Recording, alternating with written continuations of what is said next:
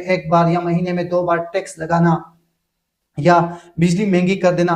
ان جانے میں تو ایک عام شہری ہوں، عام شہریوں کے بیچ میں بستا ہوں. مجھے پتا ہے کہ غریب کتنا تباہ ہو گیا ہے، برباد ہو گیا ہے. لوگ خودکشیاں کر رہے ہیں، خود بھی مر رہے ہیں اور بچوں کو بھی زہر دے رہے ہیں.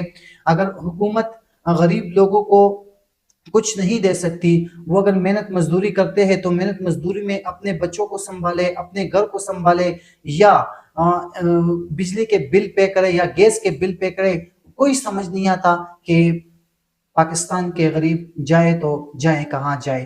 یقین مانے میں شکر الحمدللہ اس بات پہ اللہ کا بہت شکر گزار ہوں کہ ہم مسلمان ہیں، یہ مسلمانوں کا ملک ہے.